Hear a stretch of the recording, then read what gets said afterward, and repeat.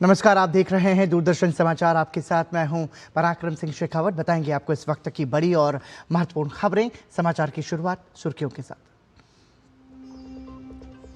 5 प्रदेश में होने वाले विधानसभा चुनाव के मद्देनजर तमाम सियासी दलों का अभियान तेज। 9 अप्रैल को केरलम, असम और पुदुचेरी में होना है मतदान। असम जातीय परिषद ने गुवाहाटी में घोषणा पत्र किया जारी। बंगाल और तमिलनाडु में वार पलटवार जारी।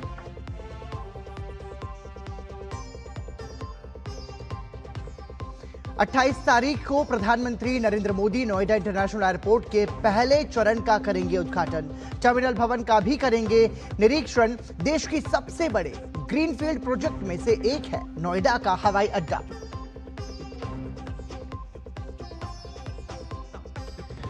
रामनगरी अयोध्या में तेज हुई रामलला के जन्मोत्सव की तैयारी। कल सुबह 6:30 बजे से विशेष पूजा अर्चना होगी शुरू।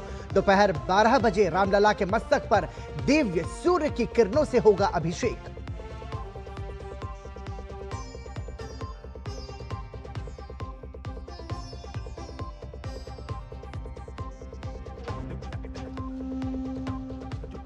देश में पेट्रोल, डीजल और एलपीजी की आपूर्ति पूरी तरह सामान्य। सरकार ने स्पष्ट की स्थिति। जनता से की भ्रामक और सुनियोजित दुष्प्रचार से बचने की अपील।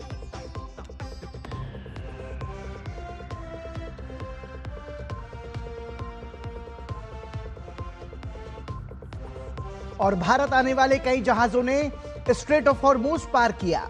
ईरान का बड़ा बयान, भारत के लिए खुला है हॉर्मुज। भारत का रुख साफ, देश हित पर फोकस।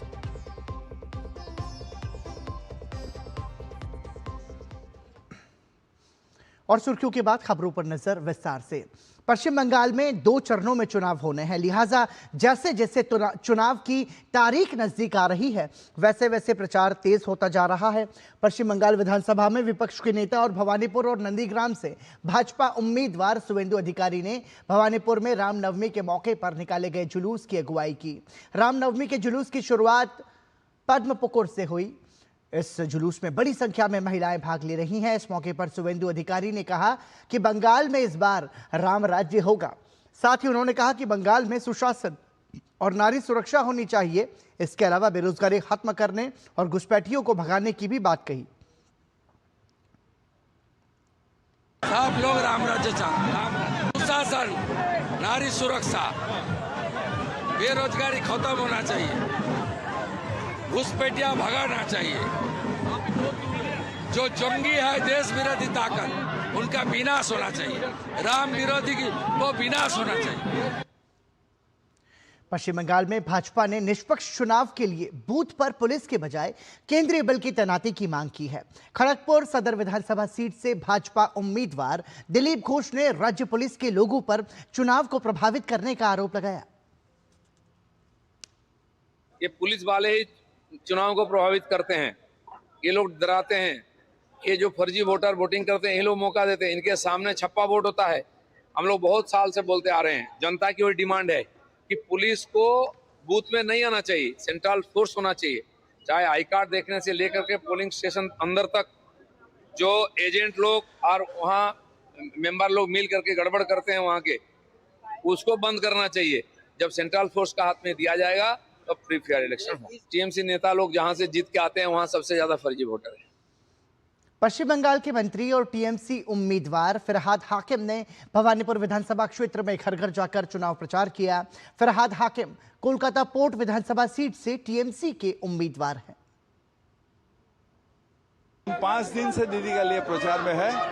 दीदी का प्रचार खत्म करेंगे, फिर अपना प्रचार शुरू करेंगे। उनके पास मुद्दा नहीं है, उनके पास डेवलपमेंट नहीं है, तो वो धर्म का सुश्री दे रहा है। ये पुराना हो गया। अभी इंसान चाह रहा है डेवलपमेंट और ममता बनर्जी का सोशल प्रोग्राम, इसके ऊपर बंगाल का वोट होगा। आप जितना भी धर्म का सुश्री कर लीजिए, इसके ऊपर बंगाल का वोट नहीं होगा। पश्चिम बंगाल के दक्षिण 24 परगना जिले के बसंती में तृणमूल के गुंडों ने भाजपा कार्यकर्ताओं पर हमला किया। इस घटना पर भाजपा नेता ज्योतिर्मय सिंह महतो ने कड़ी प्रतिक्रिया दी है। उन्होंने कहा कि टीएमसी ये सोच रही है कि गुंडागर्दी करके वो चुनाव जीत लेंगे, लेकिन हम एक एक का हिसाब करेंगे। हम इस मामले के सारे तथ्य चुनाव आयोग के पास लेकर जाएंगे और टीएमसी के खिलाफ सख्त कार्रवाई की मांग करेंगे। भाजपा नेता ने आरोप लगाया कि टीएमसी अपनी चुनावी हार को टालने के लिए हिंसा का सहारा ले रही है। भाजपा ने मामले की जांच और दोषियों के खिलाफ तुरंत कार्रवाई की मांग की है। तृणमूल कांग्रेस समझ रही है कि मार पीट गुंडागर्दी करके सत्ता में फिर से रहेंगे, कदापि नहीं होगा। ईंट के बदले पत्थर होगा और चुन चुन के हिसाब लेंगे, किसी को नहीं छोड़ेंगे। वीडियो निकाल के एक एक का एकदम आइडेंटिफाई करेंगे और इसका हिसाब लेंगे। जो जो ये सब कर रहा है किसी को बख्शा नहीं जाएगा। इलेक्शन कमिश्नर के पास हम लोग जाएंगे, अपने तरफ से भी बताएंगे। और मैं इतना बोलना चाहता हूं कि दूसरे प्रदेश जैसा बंगाल नहीं है। यहाँ ना लोकतंत्र है, ना नियम कानून है। यहाँ दीदीमणि जो चाहती है वही कानून है और उसको जो बुलवाया जाता है, उसका जो विशेष रूप से दुधेल गाय है उसका जो बोलती है, उन लोग जो उसके सामने पेश करते हैं कानून, वही कानून यहाँ चलता है। इसलिए कड़ाई से कार्रवाई होना चाहिए। केरलम चुनाव के लिए प्रचार जोरों पर है। त्रिशूर से भाजपा उम्मीदवार पद्मजा वेणुगोपाल ने केंद्रीय मंत्री शोभा करंदलाजे के साथ सक्तन सब्जी बाजार का दौरा किया और चुनावी प्रचार किया। इस दौरान केंद्रीय मंत्री शोभा करंदलाजे ने कहा कि विकसित केरलम के लिए लोग एनडीए को जिताने की सोच रहे हैं। पूरा त्रिशूर में पद्मजा का फैमिली को अच्छा नाम है ना, हमारा बीजेपी भी है। पहले लोकसभा में सुरेश गोपी जी को भी इधर लीड मिला। मुझे लग रहा है ये चुनाव में भी हम लीड करेंगे, ज़्यादा लीड करेंगे। बीजेपी का वोट एंड पद्मजा का वोट के साथ हम बहुत अंतर से जीतेंगे, ऐसा है। पूरा केरल में Bharatiya Janata party and NDA के साथ हम जीतने वाले हैं। बहुत अच्छा माहौल है क्योंकि यूडीएफ एलडीएफ दोनों मिलके ये राज्य को खराब किया। असम में चुनावी सरगर्मी तेज हो गई है। असम जातीय परिषद यानी एजेपी ने गुवाहाटी में प्रेस कॉन्फ्रेंस कर अपना चुनावी घोषणा पत्र जारी किया है। पार्टी अध्यक्ष लुरिनज्योति गोगोई की मौजूदगी में जारी इस घोषणा पत्र में मूल निवासियों की पहचान, जनजातीय सुरक्षा, युवाओं के सशक्तिकरण और बेरोजगारी से निपटने के लिए विशेष योजनाओं पर जोर दिया गया है। खुवांग विधानसभा सीट पर इस बार मुकाबला दिलचस्प हो गया है, जहां एजेपी अध्यक्ष लुरिनज्योति गोगोई का सामना 2 बार के भाजपा विधायक चक्रधर गोगोई से है। पश्चिम बंगाल, तमिलनाडु, केरलम, असम और पुदुचेरी में विधानसभा चुनाव और 6 राज्यों में उपचुनावों के बीच चुनाव आयोग ने बड़ी कार्रवाई करते हुए 400 करोड़ रुपए से अधिक की जब्ती की है। आयोग ने 26 फरवरी से 25 मार्च 2026 के बीच देश भर में 408.82 करोड़ रुपए से अधिक की जब्ती की है। इसमें 17.44 करोड़ रुपए नगद, 37.68 करोड़ रुपए की शराब, 167.38 करोड़ रुपए के मादक पदार्थ, 23 करोड़ रुपए की कीमती धातु और 163.30 करोड़ रुपए के अन्य फ्रीबीज शामिल हैं। चुनाव को निष्पक्ष और पारदर्शी बनाने के लिए 5,173 फ्लाइंग स्क्वाड और 5,200 से अधिक स्टैटिक सर्विलांस टीमें तैनात की गई हैं, जो त्वरित कार्रवाई सुनिश्चित कर रही हैं। आयोग ने बताया कि सी विजिल ऐप के जरिए 70,944 शिकायतें दर्ज हुई हैं, जिनमें से 95.8% शिकायतों का निपटारा 100 मिनट के भीतर किया गया। साथ ही आयोग ने निर्देश दिए कि जांच के दौरान आम नागरिकों को किसी प्रकार की असुविधा ना हो और शिकायत निवारण के लिए 1950 हेल्पलाइन भी सक्रिय रखी गई है। और भारतीय जनता पार्टी ने अपने इस दिन उस वर्ष अभियान के तहत कांग्रेस पर तीखा हमला बोला है। पार्टी ने सोशल मीडिया प्लेटफॉर्म एक्स पर पुराने अखबारों के लेख साझा कर कांग्रेस शासन के दौरान हुई कई महत्वपूर्ण घटनाओं को उजागर किया। भाजपा ने 14 मार्च 1998 के कांग्रेस नेतृत्व परिवर्तन को लेकर सोनिया गांधी के अध्यक्ष बनने से पार्टी में आई अंदरूनी विवादों का जिक्र किया। इसके बाद 1993 में मुंबई बम धमाकों और कोलकाता विस्फोट को कांग्रेस सरकार की सुरक्षा विफलता से जोड़ा।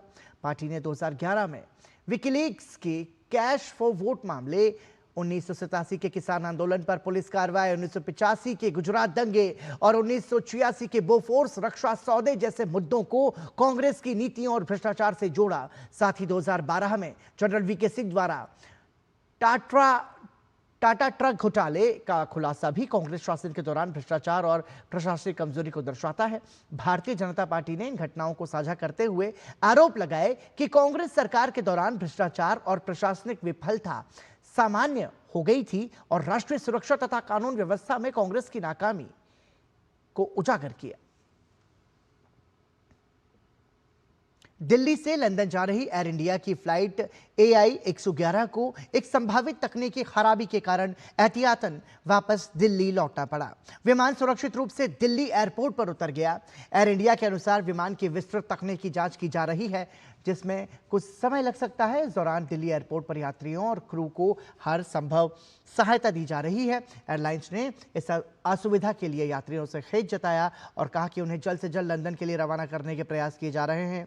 एयर इंडिया ने दोहराया कि यात्रियों और क्रू की सुरक्षा और भलाई सर्वोच्च प्राथमिकता है।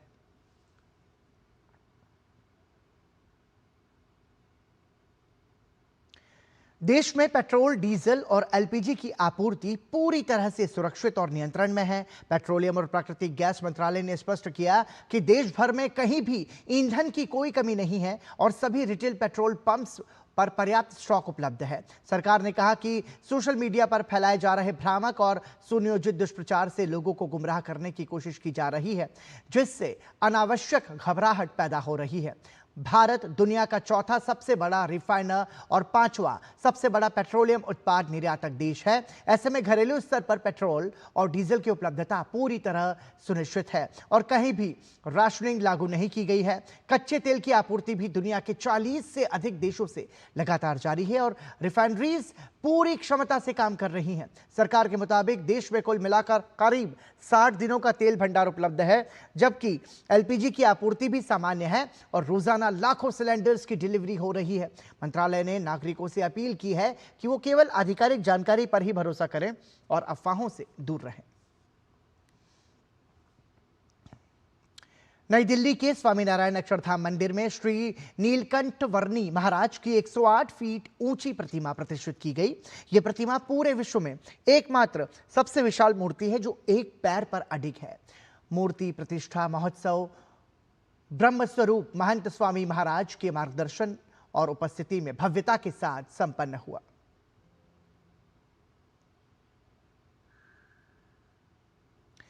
भारत माता की कलात्मक अभिव्यक्ति राष्ट्रवादी आंदोलन और वंदे मातरम की कल्पना से गहराई से जुड़ी हुई है।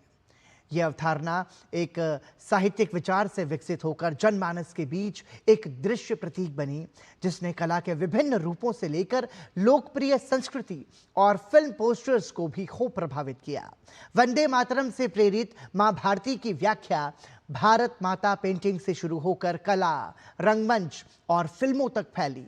भारत माता का ये रूप राष्ट्रवाद के प्रतीक के रूप में तो विकसित हुआ ही, साथ ही स्वतंत्रता संग्राम के दौरान भावनात्मक जुड़ाव और आत्म बलिदान का सबसे मुख्य प्रेरक शक्ति भी बना।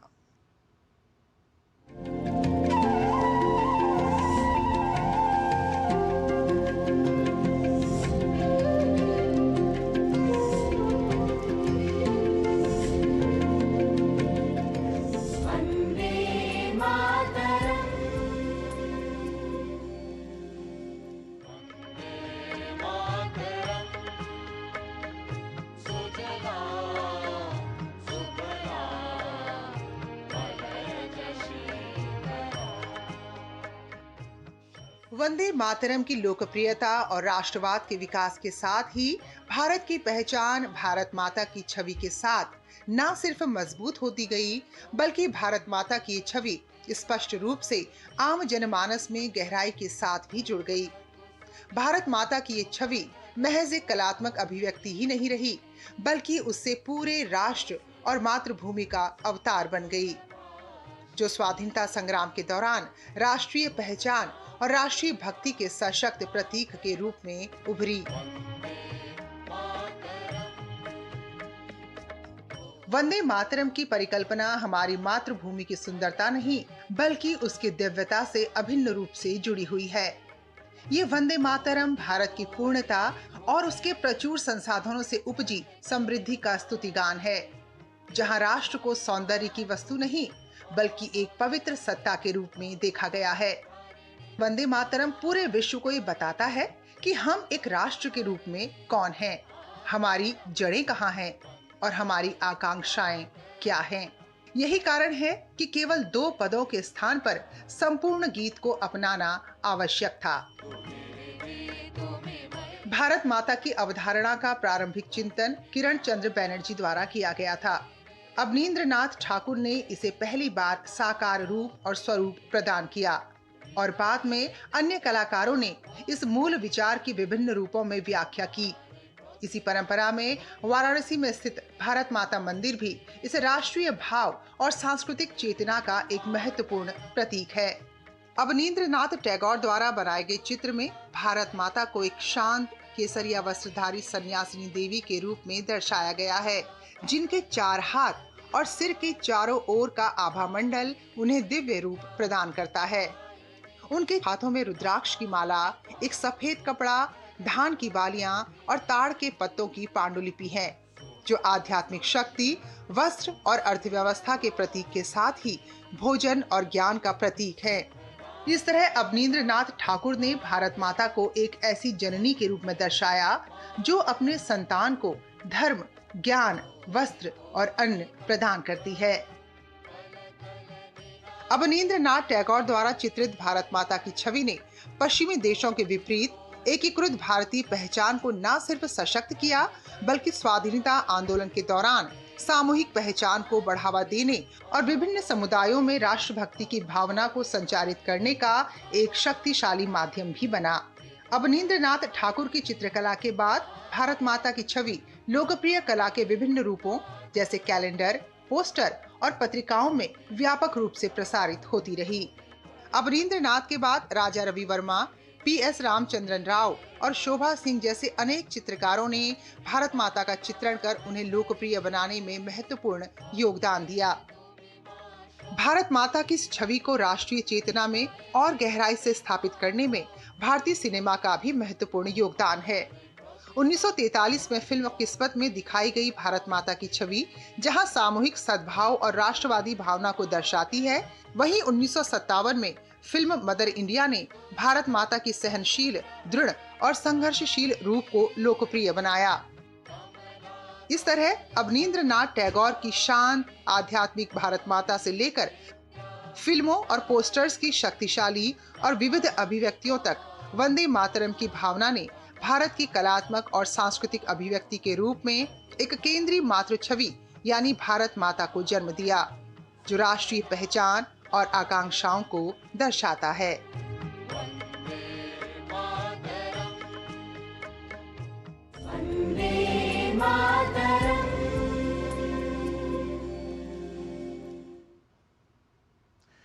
और इसी के साथ यहाँ रुक रहे हैं एक छोटे से ब्रेक के लिए। आप बने रहिए हमारे साथ।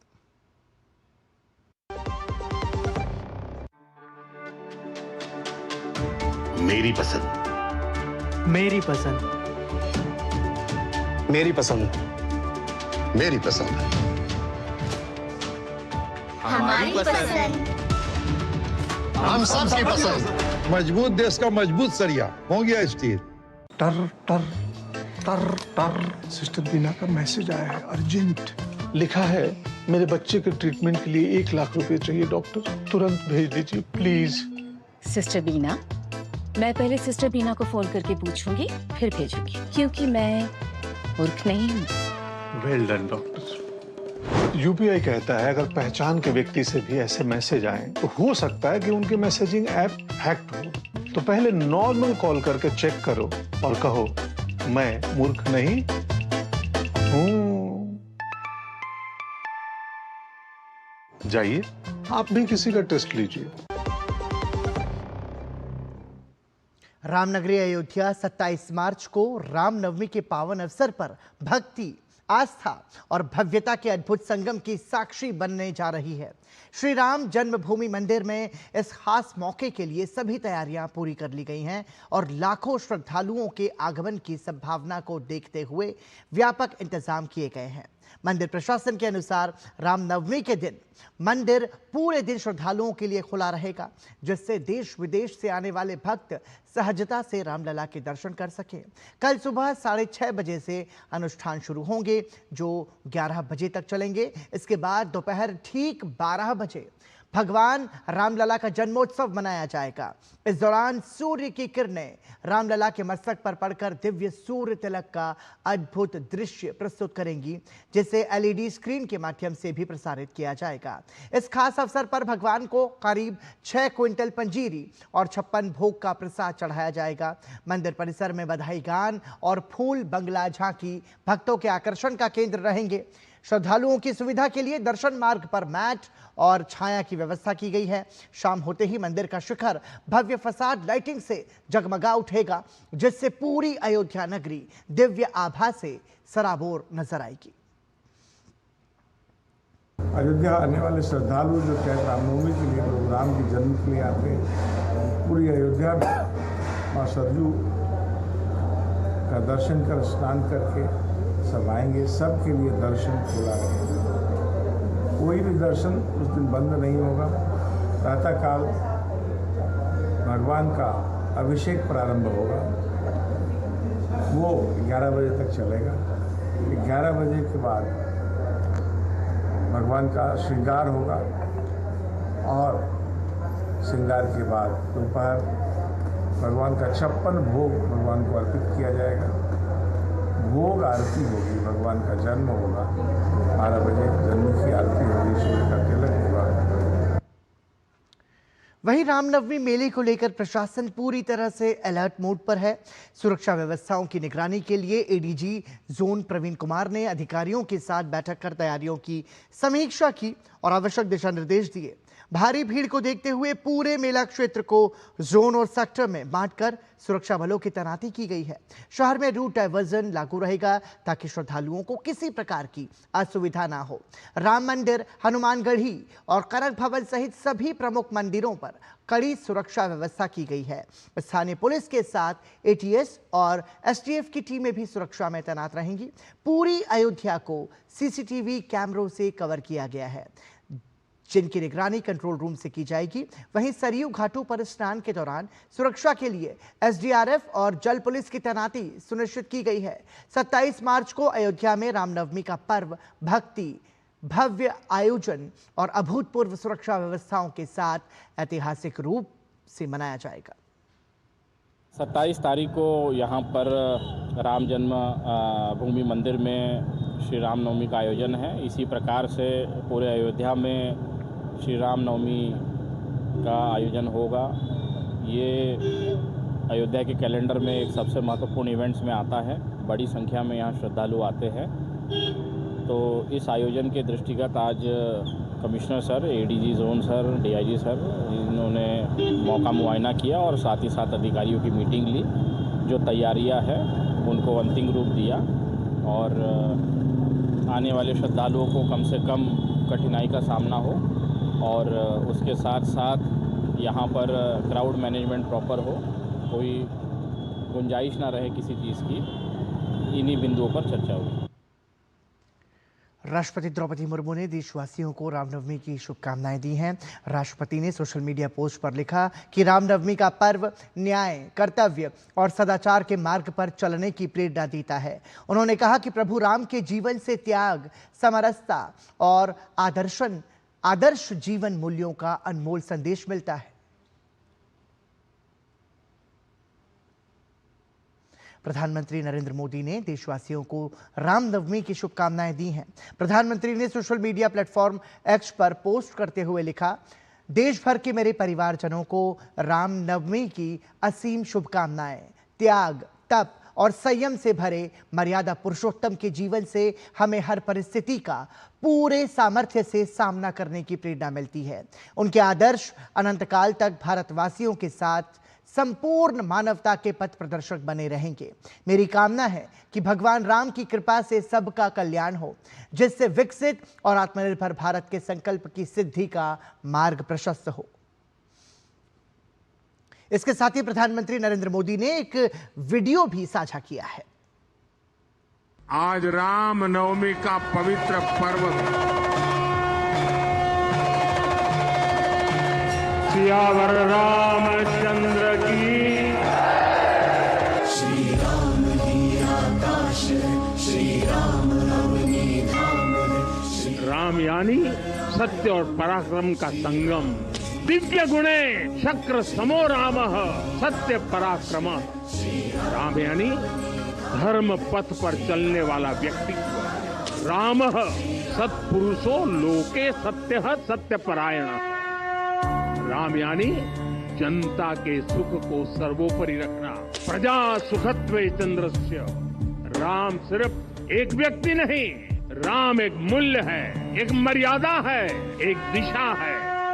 राम राम श्री राम राम जय राम राम बोलो राम राम बोलो राम राम राम श्री राम राम राम जय राम राम राम बोलो राम राम राम। प्रभु राम मानवता का प्रतिनिधित्व करते हैं, मानवता के उच्च मूल्यों का प्रतिनिधित्व करते हैं, मानवता के आदर्शों का प्रतिनिधित्व करते हैं, मर्यादाओं को रेखांकित करते हैं और विवेक, त्याग, तपस्या उसकी एक मिसाल हमारे बीच छोड़ करके गए। चरण कमल सब शीश झुकायो। राम राम श्री राम राम जय राम राम बोलो राम राम बोलो राम राम राम श्री राम राम। और इसी के साथ समाचार में अभी के लिए इतना ही। दीजिए अनुमति। नमस्कार।